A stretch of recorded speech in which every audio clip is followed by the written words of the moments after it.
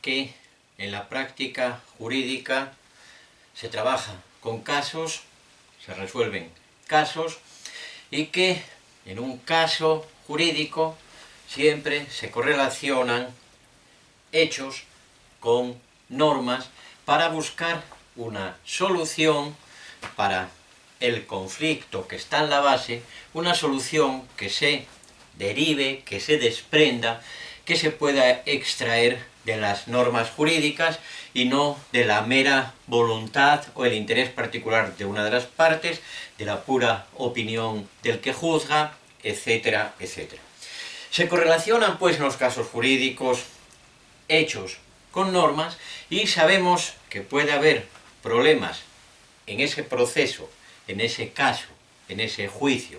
Puede haber problemas respecto de los hechos y problemas respecto de las normas. Respecto de las normas pueden concurrir dificultades, problemas que tienen que ver con la validez, con la vigencia, con la aplicabilidad de esa norma. Puede haber problemas derivados de que existan antinomias o de que surjan, aparezcan y se den lagunas normativas, y también, y muy principalmente, pueden existir problemas de interpretación. De eso tocará hablar un poquito más a fondo otro día, pero hoy vamos a referirnos a los hechos y su prueba, al problema de las pruebas de los hechos en derecho, en el proceso judicial.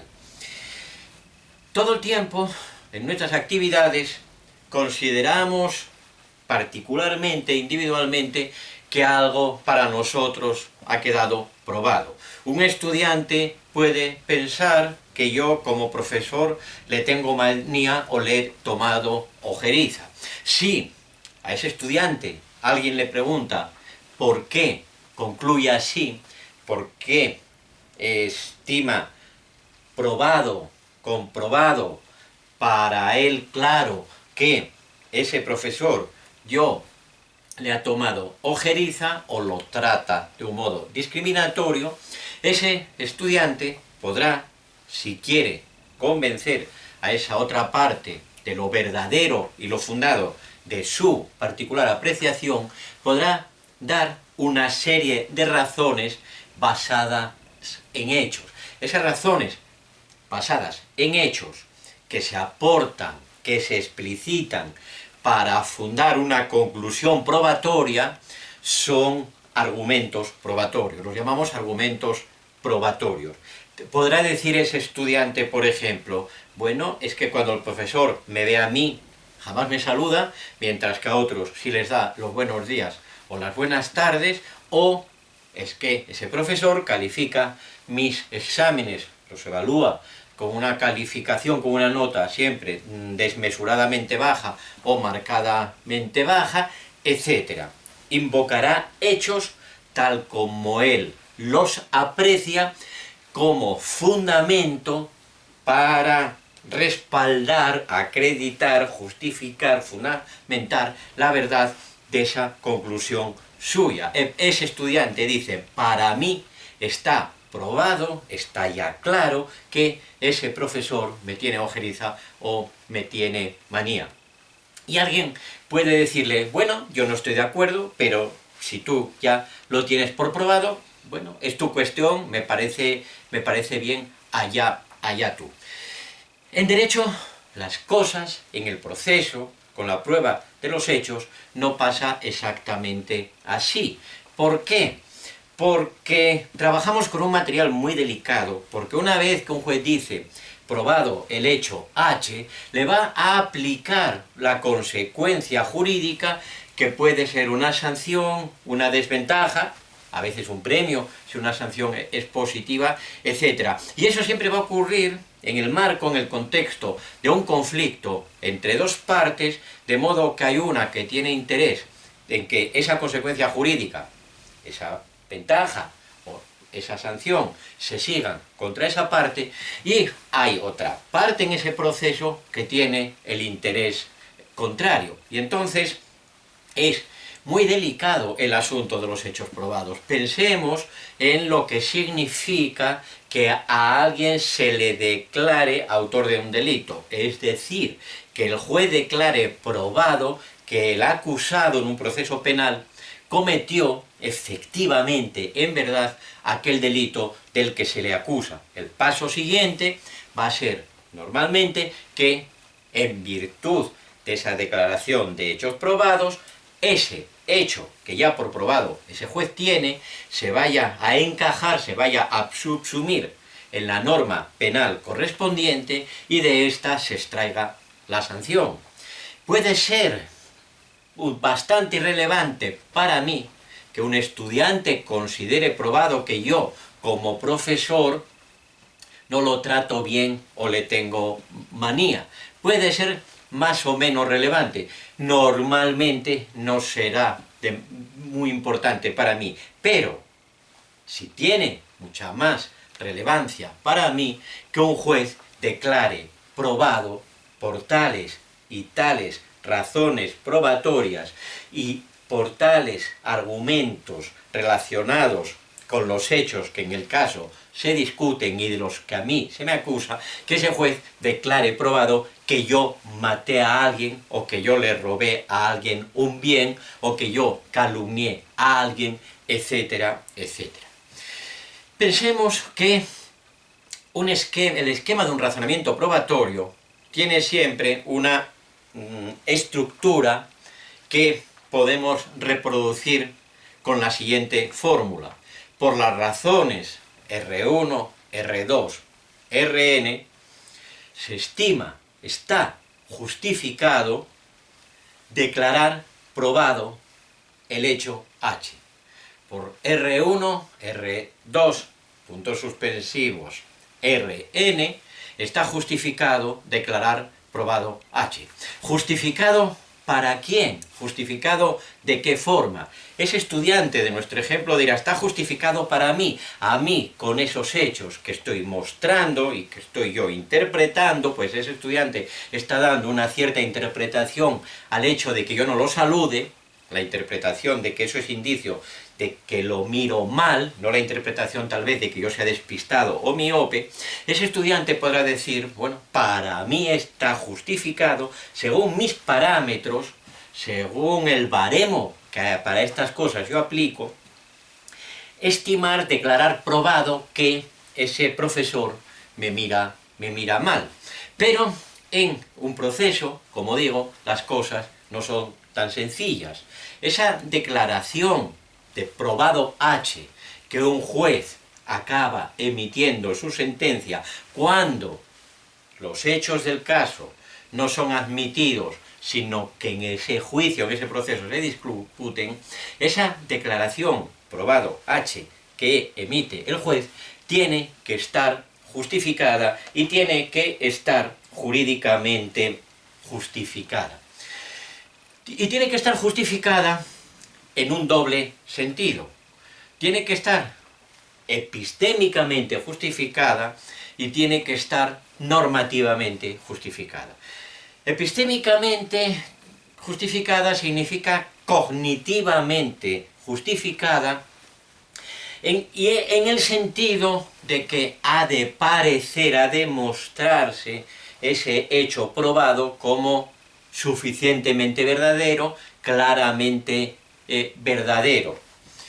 Aquí va a jugar lo que sabemos que se llama el estándar probatorio. Según la rama de derecho en que nos movamos, se aplicará un estándar de mayor exigencia o de menor exigencia a fin de considerar justificado que el juez declare probado el hecho H. Por ejemplo, el hecho de que yo no pague la renta a mi casero o el hecho de que yo le robé el bolso a la señora X en la calle el día tantos de tantos.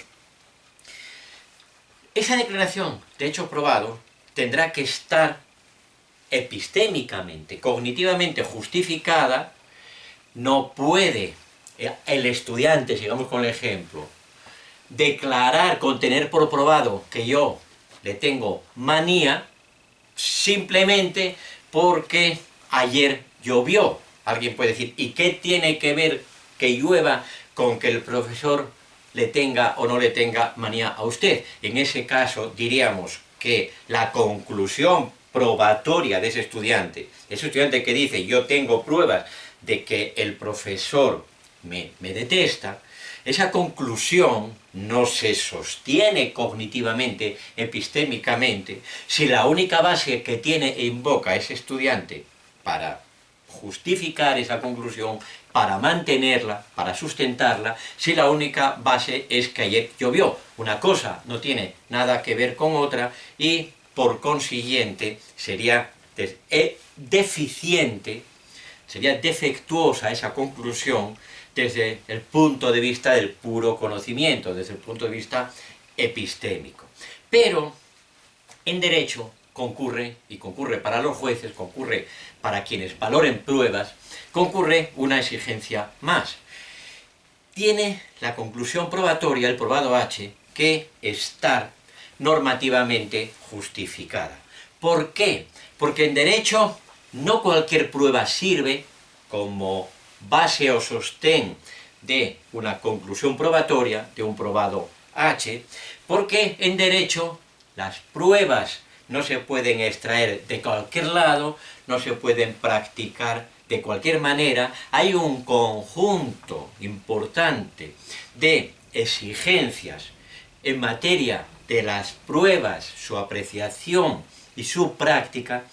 Hay un conjunto importante de exigencias en materia de pruebas que constituyen lo que, grosso modo, podemos llamar la regulación de la prueba. Y esa declaración de hechos probados, ese probado H, será normativamente defectuoso, será antijurídica esa declaración si contraviene de modo patente alguna de esas regulaciones, alguna de esas exigencias normativas. En materia de prueba, las normas jurídicas, y en particular normas procesales, normas de ese sector del derecho que sabemos que se llama derecho procesal, tienen que ofrecer una regulación que satisfaga dos exigencias, o que tenga en cuenta dos cosas. Lo que podemos llamar una exigencia funcional, o un requisito funcional, y un requisito de compatibilidad con los derechos de las personas. ¿A qué me refiero con un requisito funcional? Bueno, sabemos también que un proceso judicial acontece bajo ciertas condiciones que, por ejemplo, limitan el tiempo del que se dispone para argumentar, para debatir, para ver pruebas, para pensar las soluciones, etc. El fallo que pone término final a ese proceso tiene que recaer dentro de un tiempo prudencial, a veces marcado por la propia normativa. No hay tiempo para discutir todo el día de cualquier manera y sobre cualquier cosa, sino que en el proceso las discusiones y los argumentos tienen que estar acotados, y eso es otra función de esas normas sobre prueba y en general de esas normas procesales, de esas normas de derecho procesal que regulan el proceso. Entonces hace falta normas, elemento funcional, que permitan tener buenas pruebas, que permitan tener pruebas fiables, que permitan el debate dentro del proceso sobre las pruebas, que permitan que el juez que va a valorar esas pruebas esté en las mejores condiciones para apreciarlas adecuadamente, etc. Esa es la parte funcional de esa regulación de la prueba, que busca ¿qué?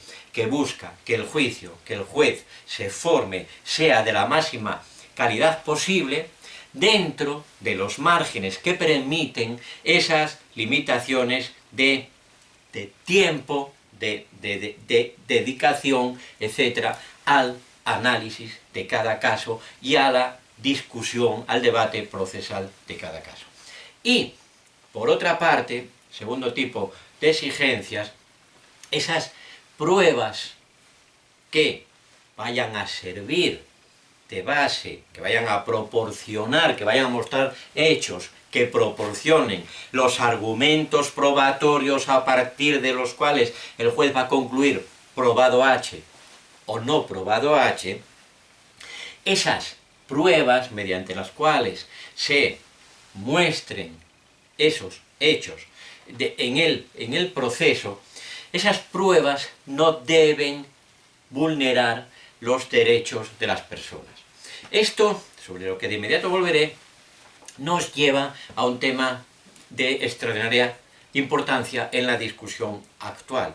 Hay un encendido debate sobre si la verdad es o no el fin principalísimo del proceso judicial, y podríamos pensar, y más aún y multiplicado lo que de importante tiene ese fin si hablamos de un proceso penal.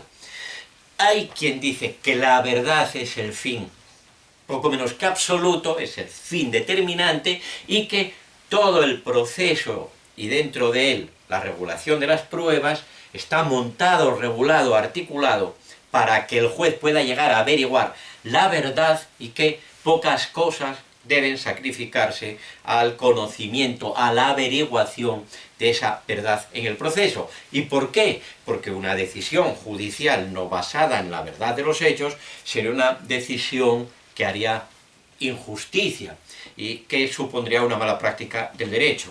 ¿A qué me refiero? Una decisión que me condene a mí como autor de un delito de hurto, siendo falso que yo soy el que efectivamente cometió tal delito, el que incurrió, el que realizó tales hechos, una condena así es una condena evidentemente injusta.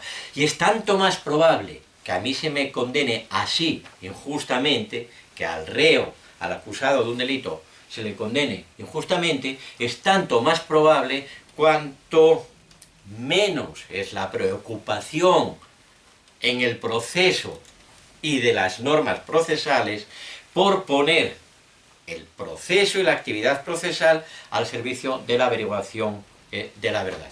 Bueno, entonces, ¿quién puede discutir que es de extraordinaria importancia evitar que se eviten los errores en la declaración de hechos probados? Que es de enorme importancia que el probado H podamos entenderlo como equivalente a verdadero H, que no se den por probados, que no funcionen jurídicamente como verdaderos, hechos que sin embargo no lo son. Ahora bien, siendo este fin que la verdad impere en la práctica jurídica, siendo este fin de relevancia tan alta, no es el objetivo único que en el proceso judicial se persigue. Y ahí está una de las claves de la regulación del derecho procesal y en particular en tema de prueba. Hay que combinar, buscando a eso la mejor combinación posible, la persecución de la verdad, el objetivo de que la verdad impere, con el respeto a otros bienes y con el respeto a otros valores dentro del proceso. No vale todo, no todo se admite para que pueda el juez llegar al conocimiento pleno de la verdad de los hechos en el proceso discutido, en el proceso discutidos. No vale todo, sino que hay ciertos límites que no se pueden rebasar. ¿Por qué? Porque tal vez rebasar esos límites supondría un mal aún mayor que el mal que supone que el probado H, que la declaración de probado H por el juez no se corresponda con la verdad. Por todas estas dos razones que hemos dicho, razones funcionales, no hay mucho tiempo, hay que acotar el debate, hay que precisar qué es lo que se está discutiendo y lo que de verdad importa, etc. Razones funcionales, más razones normativas que tienen que ver con la protección de derechos y bienes fundamentalísimos de los individuos, en primer lugar de las partes en el proceso. Por estas razones es necesario que los sistemas jurídicos regulen la práctica de la prueba. Y ahí vamos a ver cómo en todo sistema jurídico moderno, en cualquier derecho de nuestro tiempo, vamos a encontrar siempre normas que reglamentan, que regulan cosas tales como las siguientes. ¿Quién puede proponer pruebas? ¿Qué pruebas pueden practicarse? ¿Quién decide qué pruebas se van a poner en práctica en el proceso o no? ¿Cuándo se practican las pruebas? ¿Dónde se practican las pruebas? ¿Cómo se debate sobre las pruebas? ¿Cómo hay que valorar esas pruebas? ¿Cómo debe la sentencia referirse a las pruebas y su valoración? Etcétera, etcétera, etcétera. Hay toda una serie de normas que regulan la práctica de la prueba con esos dos fines que he mencionado, con un objetivo funcional y con un objetivo de protección de derechos. Porque la verdad importa, importa muchísimo, importa de lo que más. No hace falta que nos paremos a debatir si es lo que más importa o hay otra cosa u otro valor que importa un poquito más. La verdad importa mucho, pero no es lo único que cuenta, y la averiguación de la verdad tiene que conciliarse con la protección de otros bienes. El ejemplo más fácil y más trillado para explicar esto podría ser así. ¿Por qué no se me puede torturar a mí para tratar de que confieses si en verdad cometí o no ese homicidio del que, supongamos, se me acusa? Bueno, aquí podríamos dar dos tipos de razones. Una, que la tortura no es fuente fiable de hechos probatorios, porque quizá movido por el dolor extremo puedo acabar reconociendo yo cualquier cosa que se me atribuya, y solo para que dejen de torturarme, eso nos llevaría a esa dimensión epistémica y conectaría también con el lado funcional de la regulación, pero más importante aún vendría a ser esto otro. No se me puede torturar porque la tortura es un daño de tal calibre a mi fundamentalísimo derecho a la integridad física y a la integridad psíquica, porque es tan grave el daño que la tortura causa al torturado, que aun cuando se mostrara el de la tortura un procedimiento efectivo para conseguir pruebas verdaderas, habría que evitarlo, porque no podemos sacrificar ese derecho de cada uno a no ser torturado en el altar de la búsqueda de la verdad.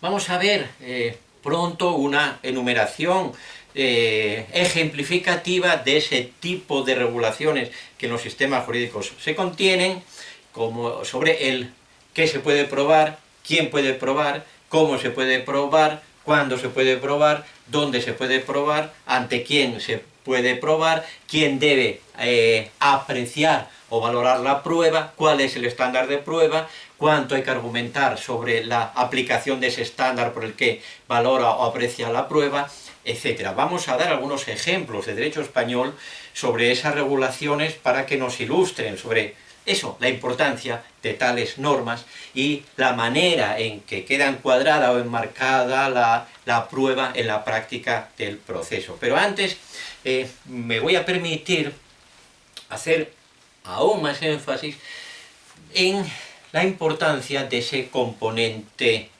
normativo relacionado con derechos fundamentales. Dice el artículo 11 de la Ley Orgánica del Poder Judicial, en España, por tanto, dice el artículo 11 que no surtirán efecto las pruebas obtenidas directa o indirectamente vulnerando o violentando derechos y libertades fundamentales. Por tanto, esas pruebas, las que así se hagan, violentando o vulnerando derechos fundamentales, según esa suprema norma que rige algunos aspectos básicos de la práctica judicial en España, según ese artículo 11, las pruebas que así se logren, que así se obtengan, vulnerando derechos, no surtirán efecto. Lo que significa que no pueden tenerse en cuenta como base del probado H, como base de la declaración de hechos probados. No puede el juez declarar probado que yo maté a la víctima del delito del que se me acusa si la prueba única que concurre en mi contra como prueba incriminatoria es una prueba ilícitamente obtenida.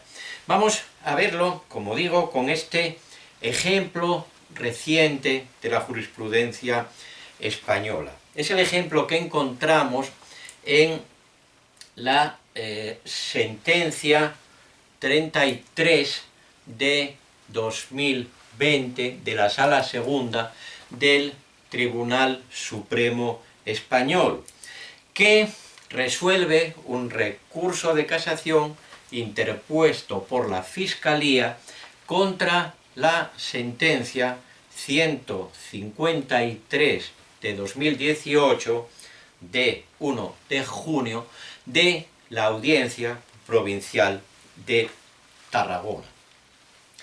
Los hechos son los siguientes, y repito que importa que prestemos atención a la cuestión de la prueba ilícita y de cómo la anulación de una prueba ilícitamente obtenida puede llevar a la absolución de un acusado del que tenemos constancia fehaciente, del que tenemos epistémicamente o nuestro conocimiento pruebas bastantes, que sí es el autor del delito del que se le acusa.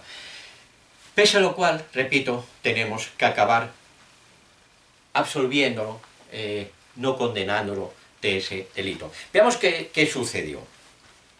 Había llegado al puerto de esa ciudad española llamada Tarragona un barco de bandera chipriota que estaba atracado en ese puerto. Cuando llevaba ese barco allí, un día o dos, la policía recibe una llamada anónima de origen desconocido y una voz con acento latinoamericano dice a ese policía que toma la llamada que en ese barco se esconde un alijo de droga, que en ese barco se esconde un cargamento de droga, y que esa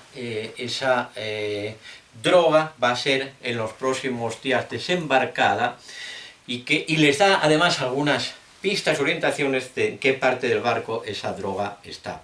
La policía pone en marcha sus investigaciones, registra el barco, hace una serie de comprobaciones y encuentra que efectivamente en un cuarto de ese barco hay nada menos que 500 kilos de cocaína embalados. Siguen esas investigaciones para tratar de encontrar a los traficantes que manejaran o fueran a manejar dicho cargamento de cocaína.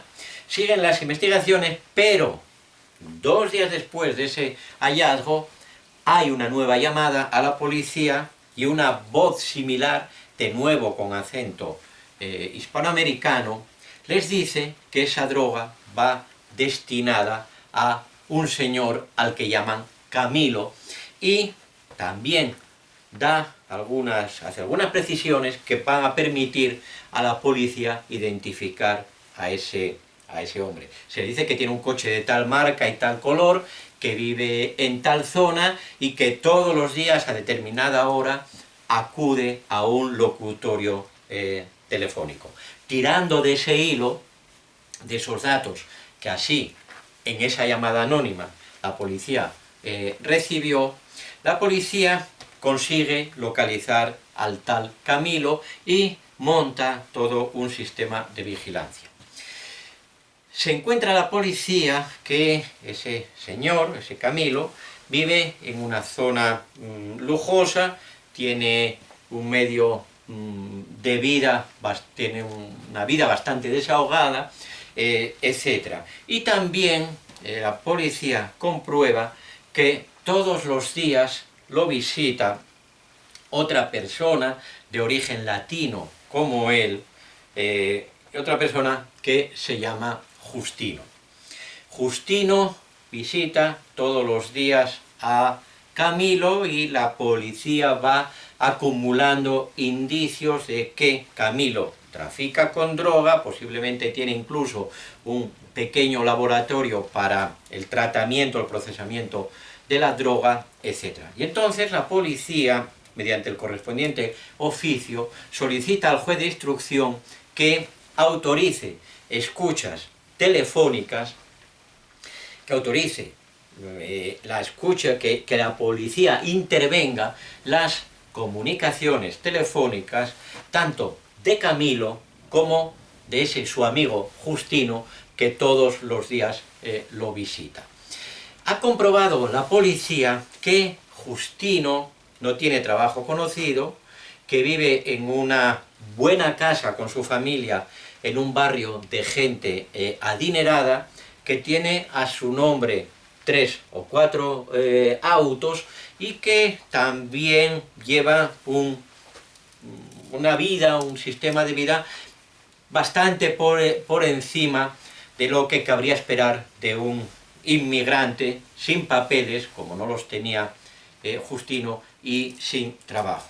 Entonces, dando estos datos, con esta justificación, expresando esas circunstancias, la policía, mediante ese documento que llamamos oficio, le pide al juez que se autorice la intervención de las comunicaciones telefónicas, las de Camilo, pero también las de este tal Justino. Y el juez así lo hace mediante auto de enero de 2010. Y ese juez de instrucción de Tarragona, que autoriza esa intervención de las comunicaciones, motiva, justifica expresamente esa su resolución de que las comunicaciones sean intervenidas, aludiendo a esas mismas circunstancias. Es sospechoso de trabajar Justino en el mundo de la droga, tiene varios coches que no se explica de dónde provienen, vive en un barrio adinerado, aun cuando a él no se le conoce trabajo, y se relaciona con personas que tienen algunos antecedentes de tráfico de estupefacientes. Pues bien, a partir de esa autorización, la policía, durante un cierto tiempo, el tiempo autorizado, escucha las conversaciones telefónicas de los dos, con quien sea en cada caso, de Camilo y de Justino. Pero eso, y de otras personas respecto a las cuales también había emitido el juez de instrucción idéntica autorización.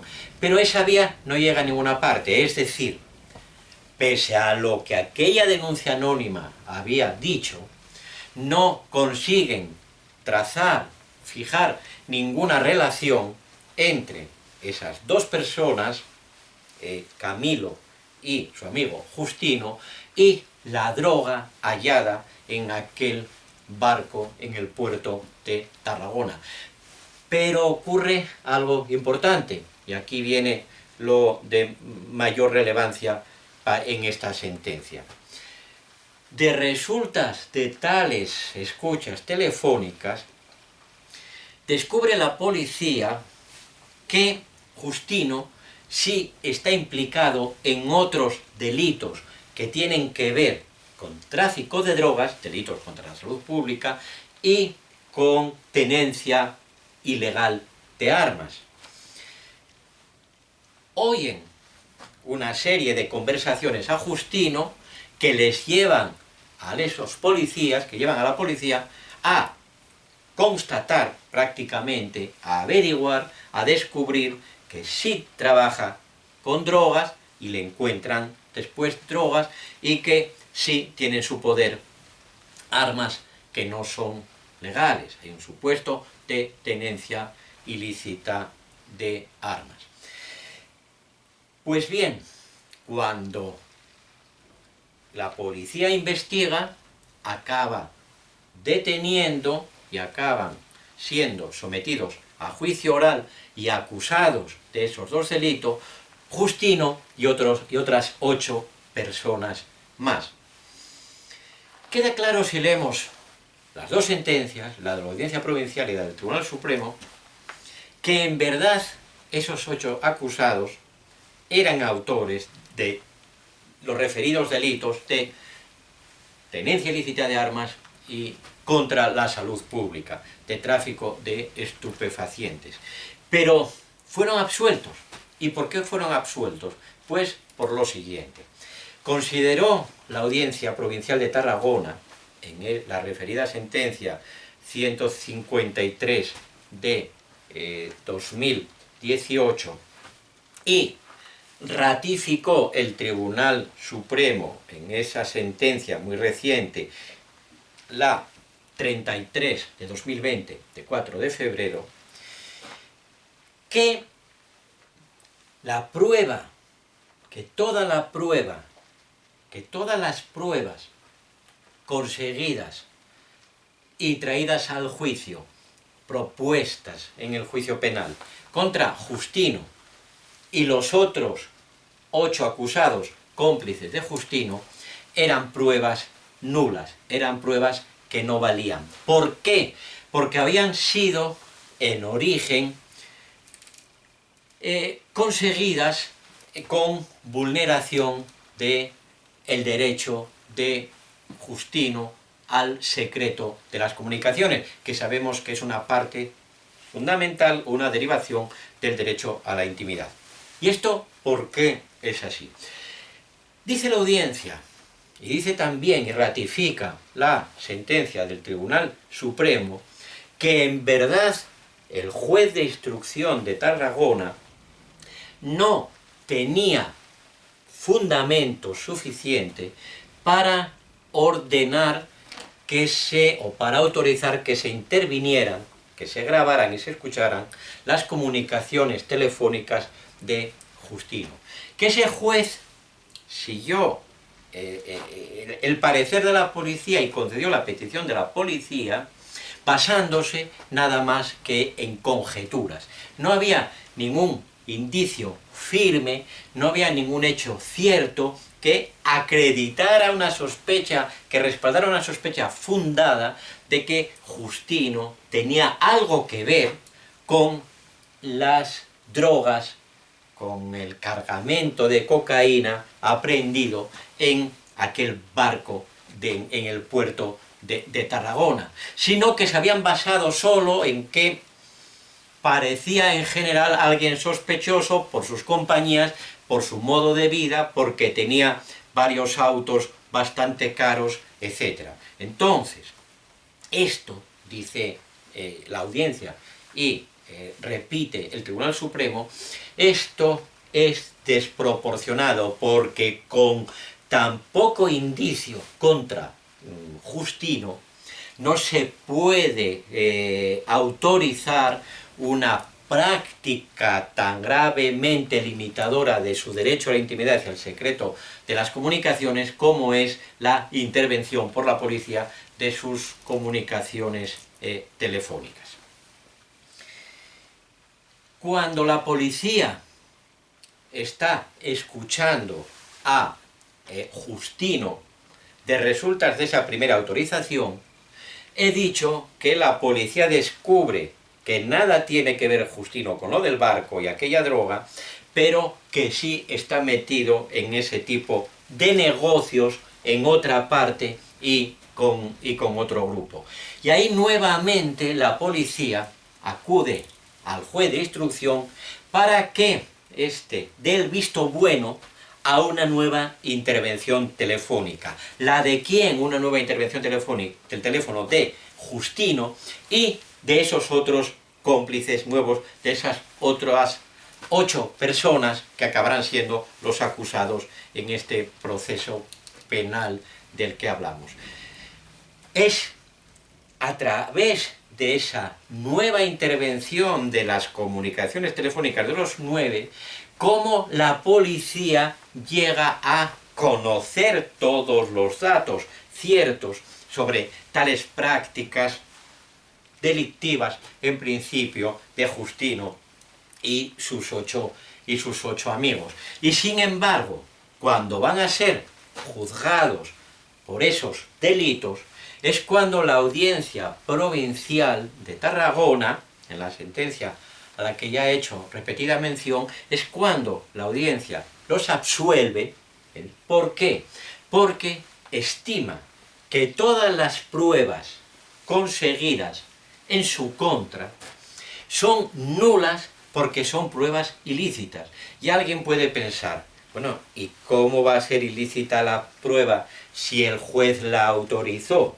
Bueno, veamos, escuchando tales charlas telefónicas de los investigados, la policía supo cosas tales como dónde tenía las armas o dónde estaba la droga y se la encontró. Bueno, esos hechos, desde el punto de vista del puro conocimiento, hablan por sí mismos. Ahí están las armas que ellos tenían, ahí está la droga que ellos tenían. Pero la pregunta es, ¿cómo llegó la policía a descubrir eso? Porque los estaba escuchando. ¿Por qué los estaba escuchando? Porque el juez autorizó esas escuchas. ¿Por qué el juez autorizó esas escuchas? Porque la policía le hizo ver los resultados de las conversaciones grabadas en las escuchas anteriores autorizadas por aquel auto primero de enero de 2010 del juez de instrucción. Entonces vemos que es una cadena. Basándose solo en conjeturas, en sospechas, con una deficiente motivación sin base bastante, el juez autorizó que se escuchara, que se intervinieran las conversaciones telefónicas de Justino. Oyendo esas conversaciones, la policía descubre un delito nuevo, no el que investigaba. Y entre resultas de eso que la policía descubre, solicita al juez una nueva autorización y el juez, mediante auto, octubre de 2010, una vez más autoriza. Y a partir de ahí acaba descubierto todo lo demás. Pues bien, vamos retrocediendo. Lo que ha sido descubierto en virtud de la conversación, de las conversaciones grabadas de resultas de la segunda autorización, queda anulado porque esta segunda autorización viene de lo que se descubrió en las escuchas autorizadas por el auto primero, el de enero de 2010, y esa autorización era desproporcionada, era inválida. ¿Por qué? ¿Por qué no era conforme a derecho? Porque había, repito, esa desproporción entre, por un lado, el hecho de que Justino fuera un simple sospechoso, sin fundamento consistente, y por otro lado, la gravedad de la limitación a su derecho al secreto de las comunicaciones, al haber sido por el juez autorizada la intervención de las mismas. Como no valió esa primera autorización, no vale como prueba lo que se escuchó en esas conversaciones intervenidas, como no vale como prueba lo que ahí se escuchó, no sirve como fundamento para justificar el segundo auto que autoriza las nuevas escuchas, y por tanto tampoco valen las pruebas obtenidas a partir de esas nuevas escuchas. En resumen, ¿qué tenemos? Y era lo que, con este caso quizá un poco enrevesado, trataba de ejemplificar. Tenemos que hay constancia más que suficiente de que Justino y sus 8 amigos eran autores materiales efectivos de esas prácticas de tenencia ilícita de armas y de delito contra la salud pública, de tráfico de estupefacientes. Entonces, ¿por qué no se les condena? No se les condena porque no concurre en ese proceso penal en el que la audiencia los juzgó, no concurre ninguna prueba que haya sido obtenida de modo independiente de esas prácticas que en su origen fueron ilegales. No hubo ninguna prueba que no resultara, que no llegara a partir de esas escuchas que en su origen son anuladas como prueba válida. Recordemos el artículo 11 de la Ley Orgánica del Poder Judicial, a la que antes hice referencia y que nos decía aquello de que no surtirán efecto, no valen como respaldo de la acusación ni de la condena, no surtirán efecto las pruebas indirecta o directamente obtenidas violentando libertades y derechos fundamentales. Y en el origen de todo esto estaría, de todo ese proceso, estaría aquella vulneración del derecho fundamental de Justino cuando el juez de instrucción de Tarragona autorizó por primera vez, enero del 2010, las escuchas. Esto es lo que los procesalistas llaman la doctrina del fruto del árbol envenenado.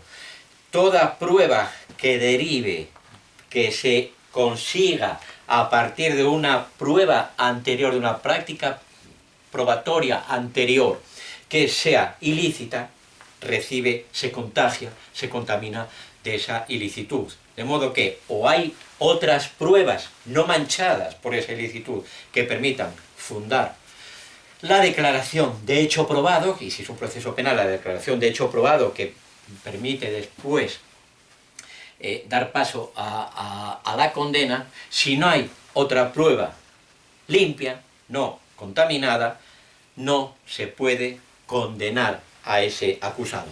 No se le puede condenar por falta de pruebas.